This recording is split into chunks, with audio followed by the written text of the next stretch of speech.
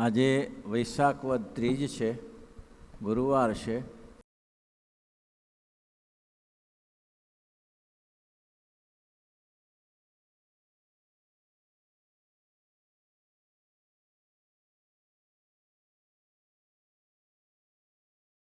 પ્રશ્ન પાછો નિત્યાનંદ સ્વામીનો જ છે. પરા પશ્યંતીને મધ્યમાં વેખરી એ ચાર વાણી તેને કેમ સમજવી. આ ખાલી નોલેજ માટે જ છે. આમાંથી કામ તો નીચેનું જ છે, ખાલી 52 અક્ષર રૂપે થાય છે. એ આપણે કામ લાગે, બાકી તો ઉપરથી તો શું કામ લાગે. પણ પહેલું સમજી લેવું જોઈએ. સહસ્ત્રદળ કમળ ક્યાં રહ્યું છે એ ખબર હોવી જોઈએ. સૌ પ્રથમ મૂલાધાર ચક્ર ગુદા જોડે, મૂલાધારથી પછી સ્વાદિષ્ટન ચક્ર નાભીથી નીચેના ભાગમાં, પછી મણિપુર ચક્ર નાભી ઉપર, પછી છાતીમાં અનાહત ચક્ર, કંઠમાં સ્વાધિષ્ઠાન ચક્ર અને ભાલ પ્રદેશને આજ્ઞા ચક્ર અને મસ્તકને વિશે સહસ્ત્રદળ ચક્ર. આ ચક્રને જાણ્યા હોય તો આ કથા કાંઈક ઉતરે, નહીં તો કાંઈ ઉતરે એવી નથી. હવે પેલી નાડીઓ જાણી લઈએ. ઈડા, પીગળા અને સુસુમડા, આ 3 નાડીઓ છે. તેમાંથી જે ઈડા, પીગળા અને સુસુમડા છે, ઈડા છે એ ગુદાના ભાગથી શરૂ થાય છે, પાછા બરડાથી આવે છે, આ જમણા પાસામાંથી આવે છે, અને છેટ ચાલતી ચાલતી ચાલતી આ નાસિકાને ટચ કરે છે. પીગળા નાડી છે એ પણ ત્યાંથી શરૂ થાય છે ડાબા ભાગમાં, અને ત્યાંથી ચાલતી ચાલતી ચાલતી એ ડાબા નસકોરાને સ્પર્શ કરે છે. પછી સુષુમ્ના નાડી મધ્ય ભાગમાંથી વહેતી આવે છે. એ નાડી વહેતી વહેતી ભ્રકોટી વિશાળને સ્પર્શ કરે છે. આ 3 શરીરમાં મેન નાડીઓ છે, ઈડા, પીગળા અને સુષુમ્ના. એનું કામ શું છે? આ 3 નાડીઓ શરીરમાં કામ શું કરે છે? આ એક 6-7 ચક્ર સમજાઈ જાય. કયું મૂલાધાર ચક્ર છે, સ્વાધિષ્ઠાન ચક્ર છે, મણિપુર ચક્ર છે, અનાહત ચક્ર છે, વિશુદ્ધ ચક્ર છે, આજ્ઞા ચક્ર છે ને સહસ્ત્રદળ ચક્ર છે. આ ચક્ર સમજાઈ જાય અને આ 3 ઈડા, પીગળા અને સુષુમ્ના નાડી સમજાઈ જાય તો આ વેતનામત બંધ બેસતું આવે, તે સિવાય વેતનામત બંધ બેસતું ના આવે. હવે જે 3 નાડીઓ છે એ 3 નાડીઓ પાછળના ભાગમાં આવેલી છે, પણ એ બધાને કોન્ટેક્ટ થતી થતી થતી ઉપર જાય છે. પહેલી નાડી જ્યાં જ્યાં જેનું કામ પડે તેની કોન્ટેક્ટ કરે છે. જો પહેલી નાડી ઈડા છે અને પીગળા છે અને સુષુમ્ના છે, 3 નાડીઓ પહેલું જે મૂલાધાર ચક્રને સ્પર્શ કરે છે, ત્યાં એના તાંતળા જોડેલા છે. પછી મૂલાધારથી સ્વાધિષ્ઠાન ચક્રનો સ્પર્શ કરે છે, સ્વાધનથી મણિપુર ચક્રનો મણિપુર ચક્રનો સ્પર્શ કરે છે, પછી અનાહત ચક્રને સ્પર્શે છે, અને પછી વિશુદ્ધ ચક્રને સ્પર્શે છે, પછી આજ્ઞા ચક્રને એનો ટચ થાય છે, અને પછી પાછો સહસ્ત્રદળ કમળનો ટચ થાય છે. આટલું સમજી રાખવા જેવું છે. મંજી બાપા અઘરું છે. પરા પશ્યંતી ને વેખરી 4 પ્રકારની વાણી તેને સમજવી હોય તો આ સમજવું પડે. હવે શ્રીજી મહારાજ કહે છે 4 વાણી કેમ સમજવી. ત્યારે શ્રીજી મહારાજ બોલ્યા છે વાર્તા તો બહુ મોટી છે અને અતિ સૂક્ષ્મ છે. એટલી મોટી છે અને અતિ સૂક્ષ્મ છે, આ કાંઈ મેળ બેસે એવો નથી. તેમ છતાંય સ્વામીને મહારાજ કહે છે કે અમે હવે સમજાવીએ. લ્યો, શ્રીમદ ભાગવતના 11 સ્કંદને વિશે ભગવાન ઉદ્ધવજી પ્રત્યે કહે છે, સંક્ષેપે કહે છે, કઈ છે તે અમે સંક્ષેપે કરીને કહીએ છીએ.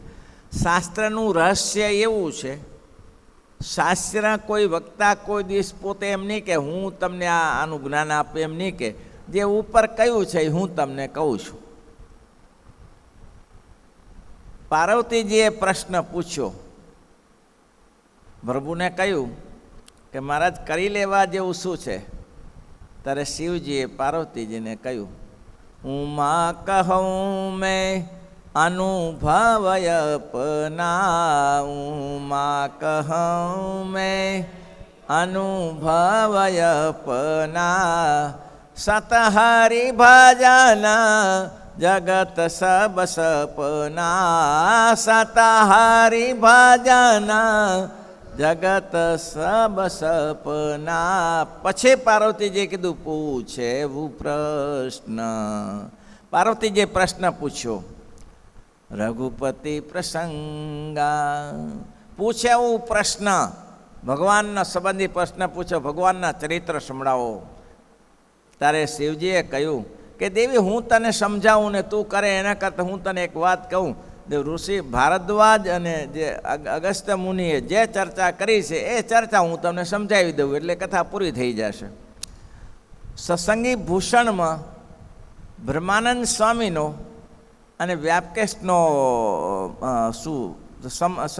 જ્યેષ્ઠચિતનો સંવાદ છે. વ્યાપકેશની જ્યેષ્ઠચિતનો, વ્યાપકેશનો પહેલામાં તો સંવાદ છે. તો જ્યેષ્ઠચિત રાજાને બ્રહ્માનંદ સ્વામીએ કહ્યું કે આ હું તમને કહું અને સમજો એના કરતાં જે પ્રસંગ પહેલે થયેલો છે, જે શ્રીજી મહારાજની સાથે જે મોટા સંતોએ પ્રશ્ન પૂછ્યો છે એ હું તમને કહું એટલે આખી કથા આવી જશે ને તમારે સમજણ પડી જશે. પૂછે રઘુપતિ કથા પ્રસંગા, પૂછે રઘુપતિ કથા પ્રસંગા, સકલ લોક જગ પાવની ગંગા, સકલ લોક જગ પાવની ગંગા. એટલી જગ્યાએ પ્રસંગ પૂછણા છે. અગસ્ત્ય અને ભારદ્વાજનો પહેલો પ્રસંગ છે, તેને આ કથા રામચરિત્ર વર્ણવ્યું છે. પછી કાકભૂષણજીજી અને ગરુડજીનો પ્રસંગ આવે છે, એને આ કથા પ્રસંગી જ કર્યું છે. અને ત્યાર પછી શિવજી અને પાર્વતીજીએ પ્રશ્ન પૂછ્યો છે. એ પ્રશ્ન એટલે શિવજી કે આગળ જે કહી ગયા છે એ જ હું તમને કહી દઉં. ભગવાન સ્વામિનારાયણ ભગવાન પોતે કહી શકતા હતા કે આ રીતની વાત છે, પણ મહારાજ કે ના. શ્રીમદ ભાગવતના એકાદશ સ્કંદમાં શ્રી કૃષ્ણ ભગવાને ઉદ્ધવજી પ્રત્યે જે કહી છે તેને હું સમચકે કરીને તમને સંભળાવું. આજ એને હું તમને વાત કહીશ એટલે તમને ગળે બેસી જશે કે આ શું છે. નવું કંઈ કરવા જઈશ તો જ નહીં બેસે. શું કહ્યું સાંભળો. પ્રથમ ઉત્પત્તિકાળની વિશે એક વસ્તુ સમજી રાખજો. ભગવાન બાળક જ્યારે જન્મે છે ને ત્યારે દૂધ પેલું તૈયાર કરી દે છે મામાં દૂધ ન હોય. એ માં એ બાળકને જન્મ આવતા પહેલાં અઠવાડિયા પહેલાં લોહી જ નીકળે અંદરથી, કોઈ ટાંચ મારે તો. પણ એ બાળક જેવું જન્મ્યું એવું ભગવાન દૂધ તૈયાર કરી આપે છે ને. તે ભગવાન કે સૃષ્ટિ કરવી હોય તો સૃષ્ટિને હાથી બાંધવો હોય તો હાથીને માટે ઘાસચારો તો તૈયાર કરવો પડે ને. તમે હાથી બાંધ્યો અને ઘાસચારો ના કર્યો ત્યાર તો શું ખાય હાથી? એટલે ભગવાન કહે છે હવે સૃષ્ટિ ઉત્પન્ન કરવી છે તો સૃષ્ટિના ઉત્પત્તિમાં શું શું વસ્તુની જરૂર પડશે એ જરૂર. તમે કોઈ મકાનમાં રહેવા આવવાના હો તો એ મકાનની તમારે બધી વ્યવસ્થા કરવી પડે. અંદર જેને કે આમ ઝાંપડામાં પેસી ન જવાય, એમાં કબાટ જોઈએ, એમાં હાટિયા જોઈએ, એમાં તપેલા જોઈએ, રસોઈ બનાવવાની સામગ્રી જોઈએ, સૂવા માટે પલંગ જોઈએ, આ બધી વસ્તુ જોઈએ. એટલે ભગવાન કહે છે થયું શું તો કે ઉત્પત્તિકાળનો સમય હતો, સૃષ્ટિની ઉત્પત્તિ કરવી હતી. એટલે ભગવાન કહે છે કે શ્રીમદ ભાગવત એમ કહ્યું છે કે ભગવાને એટલી વસ્તુ ત્યાર પહેલાંમાં પહેલી ભાષા જોઈએ. ઉત્પત્તિ કરવી હોય તો ને કરીને શું કરે ભાઈ? કરીને કંઈ થાય તો પહેલી ભાષા જોઈએ.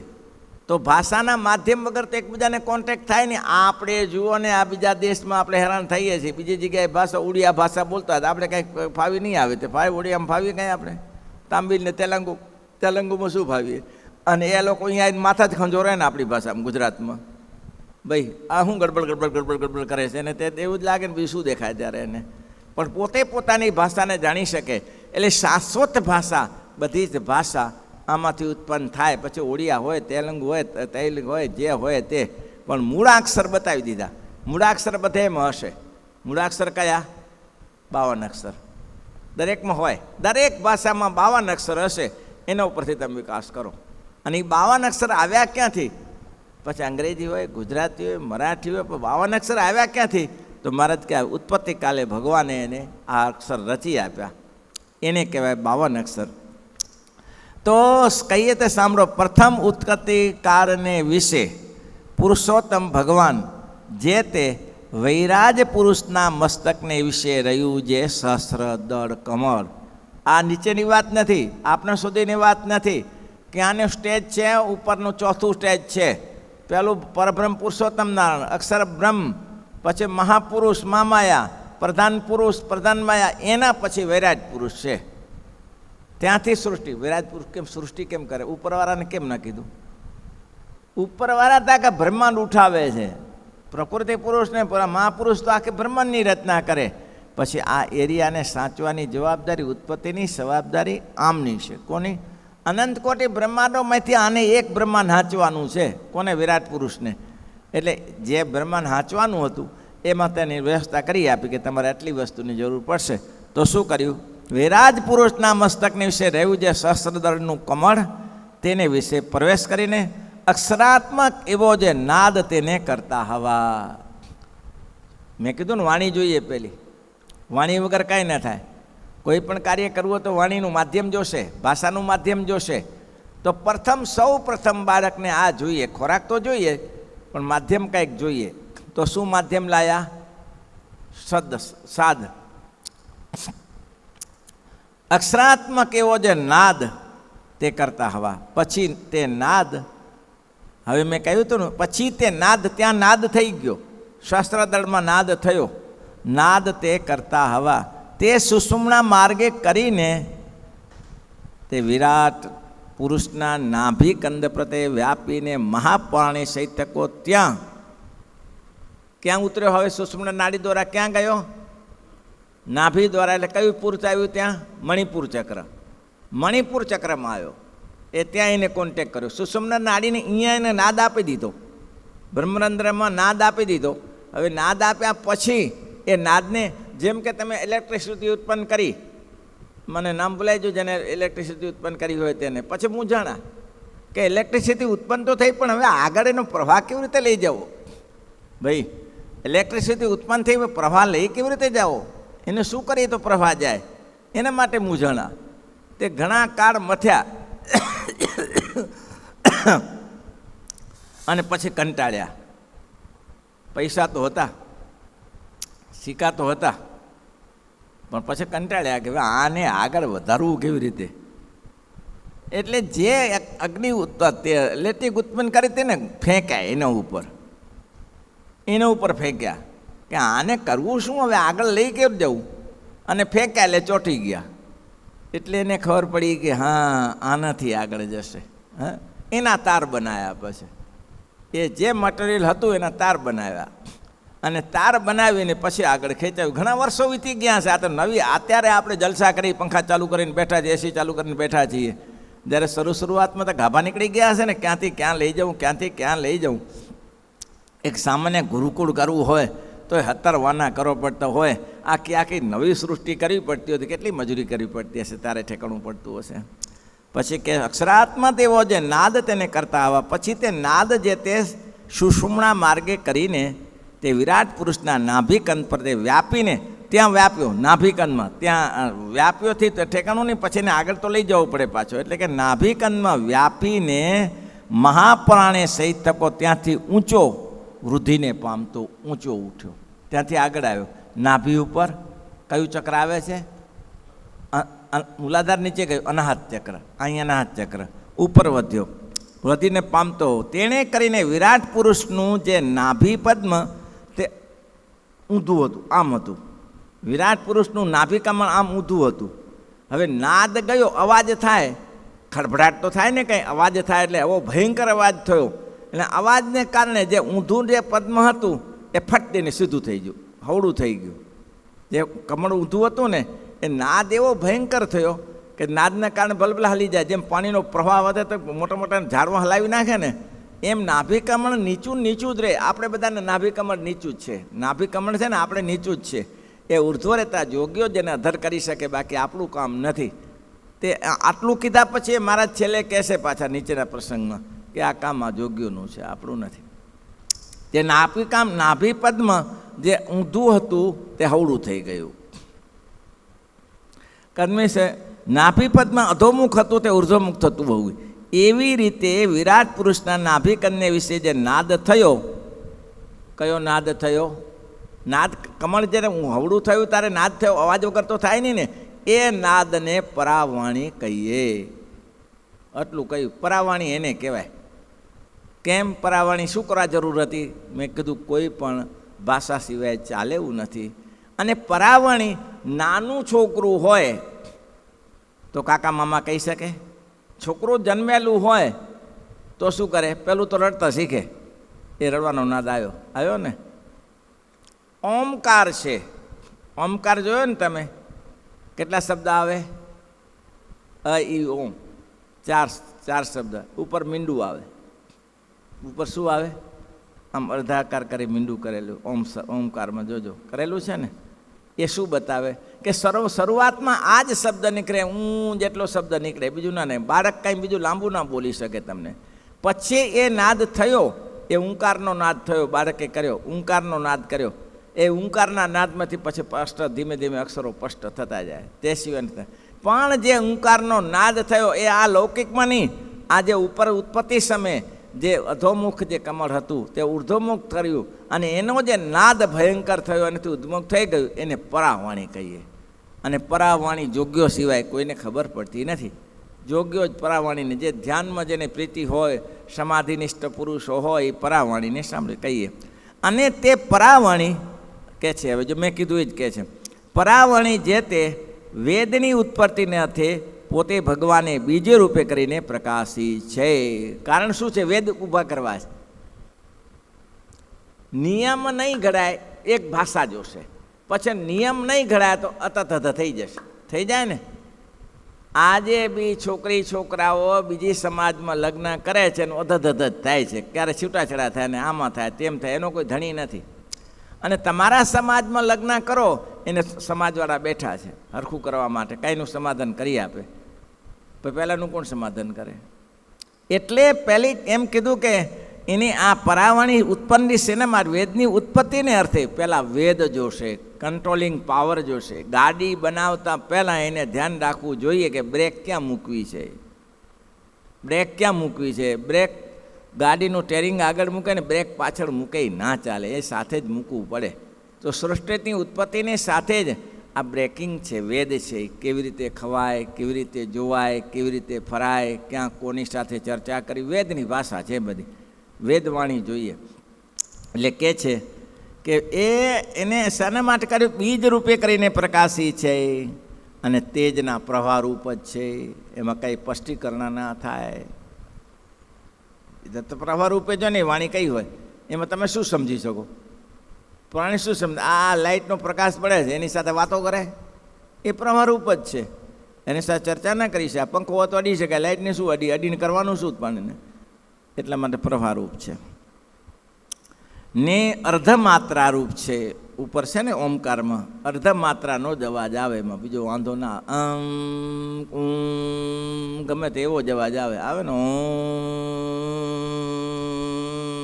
અર્ધમાત્રા.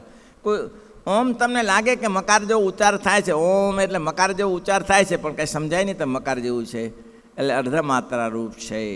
પછી પરાવાણી જે તે ત્યાં થકી તે વિરાટના હૃદય પ્રકાશને પામી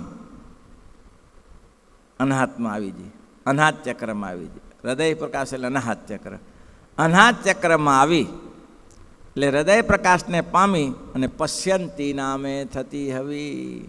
વાત નાદ થોડો વૃદ્ધિ પામ્યો, થોડો નાદ સમજાવવા લાગ્યો એટલે પશ્યંતી નામે થતી, એને પશ્યંતી કહેવાય.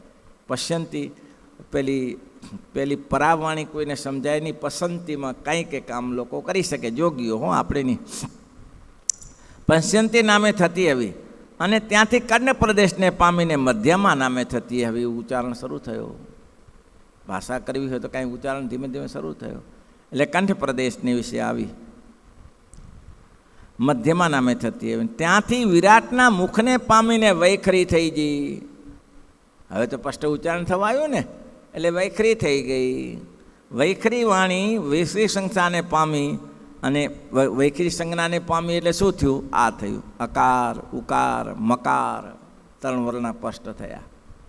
વૈખરી મોઢેથી બોલવાનું શરૂ કર્યું ને, એટલે તો વાણી છોકરું બોલે ત્યારે કાંઈ પેલું તો હું કરે, પણ પછી બોલવાનું શરૂ કરે ત્યારે શું થાય? કાંઈ નહીં, મમ્મી કાકા કાકા મામા મામા મમ્મી મમ્મી કરે. તો એ હવે અકાર મકાર ઉકાર નામે પ્રસિદ્ધ થઈ આ વાણી. ત્રણ વર્ણરૂપે થઈને પ્રણવરૂપે થતી એવી પ્રણવરૂપે ત્રણ વર્ણ થયા, પણ છે જ પ્રણવરૂપ. હજી તમે ધારો એટલું માનો કે અકાર ઉકાર મકારથી તમે શું રચના શું કરી શકો? અકાર ઉકાર મકારથી તમે રચના શું કરી શકો? કોઈ તમે રમકડા બનાવી શકો? કોઈની સાથે વાતચીત કરી શકો અકાર ઉકાર મકારની સાથે? કોઈ ચર્ચા કરી શકો અકાર ઉકાર મકાર સાથે? તો પ્રણવરૂપ જ છે. ત્યારે શું કરવું પડે? પછી 52 અક્ષર રૂપે થઈને 4 વેદ રૂપે થતી એવી ત્યારે કામ થયું. કખ ગ ગંગ તઠ તઠ તથ તથન પફ બમ એ 52 અક્ષર થયા ને. એ 52 અક્ષર રૂપે થઈને પછી આ વ્યવહારનું કામ થવા લાગ્યું. 52 રૂપે થઈને થતી હવે.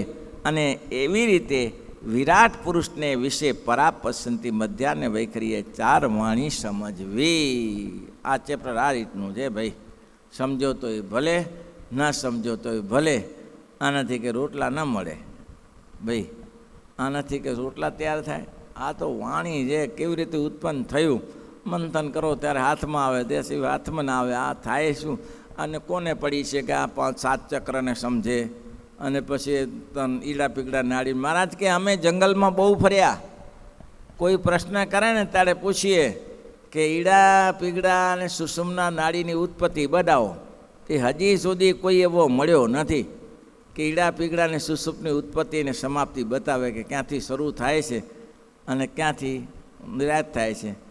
અને પછી ઈડા પીગડા અને સુષુમ્ના નાડી છે તે બ્રહ્મને પમાડે છે. એ રસ્તો ખુલ્લો કરે છે. ઈડા પીગડા સુષુમ્ના નાડી જોગ્યો પુરુષો છે, ધ્યાનમાં બેસે, જ્યારે એને દેહ છોડવાનો હોય ત્યારે એ આખો રસ્તો ક્લિયર થઈ જાય ભગવાનના અક્ષરધામ સુધીનો. આ 3 નાડીનો કામ બ્રહ્મરંધ્ર સુધી પમાડી દીધી, એ જ નાડીઓ બ્રહ્મ સુધી પમાડી દે, ભગવાનના અક્ષરધામ સુધી. ત્યાં તેજનો રસ્તો.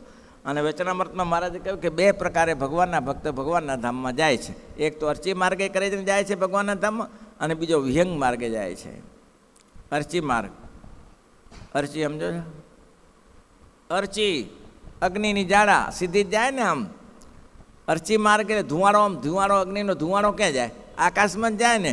એક તો અર્ચી માર્ગે જે જાય છે ડાયરેક્ટ ભગવાનના ધામમાં પહોંચી જાય છે. બીજો વિહંગ માર્ગે જાય એટલે એ બાપા વિહંગ એટલે નહીં આવડે. પક્ષી વિહંગ એટલે પક્ષીઓ.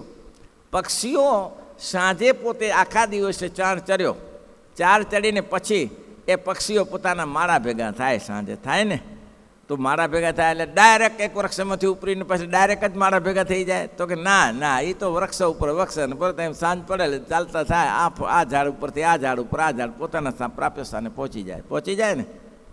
આને કહેવાય વિહંગ માર્ગ. તો વિહંગ માર્ગ એ લોકો છે એ શું કરે છે કે પહેલાં અહીંયાથી ચાલુ થાય, બદ્રિકાશ્રમ જાય, ગોલોક જાય. લોકો કે આ ધામ હોય, બધા ધામ છે. તો કે આ તો ઉપાધિ થઈ જાય. કેમ? અત્યંત પરાપશ્યંતીને મધ્યમાં આવા વેખરી 4 પ્રકારની વાણીનું કરવાનું હતું. જે અષ્ટદળ કમળ છે તે મહારાજે બ્રહ્મનાદ્રમાં નાદ કર્યો. સહસ્રદળમાંથી ત્યાંથી નાભિપદમાં મણિપુર ચક્રમાં આવ્યો નાદ, અને તે અધોમુખ કમળ હતું તે ઉધોમુખ થયું, અને ત્યાંથી પછી નાદ આગળ વધ્યો. નાદ આગળ વધીને અનાહત ચક્રમાં આવ્યો, અને ત્યાંથી કંઠ પ્રદેશમાં આવ્યો. કંઠ પ્રદેશમાં આવ્યા પછી અને મુખમાં આવતા આવતા વૈખરી વાણી થઈ ગઈ. પહેલે તો બ્રહ્મવાણી હતી શરૂઆતમાં, તો પછી અનાહતમાં આવી, પશ્યંતી થઈ ગઈ. પછી મહારાજ કંઠમાં આવી, પરાપશ્યંતીને